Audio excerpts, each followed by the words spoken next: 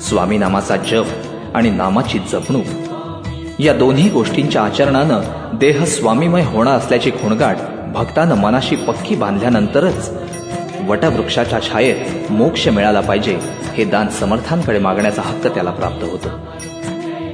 विकारांमुळे मनात उठणाऱ्या वादळाला शांत करण्याचं सामर्थ्य केवळ भगवंताच्या कृपा प्रसादातच आहे. यावर विश्वास असणारा भक्त पाणावलेल्या नेत्रांनी म्हणू लागतो, स्वामी स्वामी जपता मनी मी, देह स्वामीमय व्हावा, वटवृक्षाच्या छायेतच मज ऐसा मोक्ष मिळावा.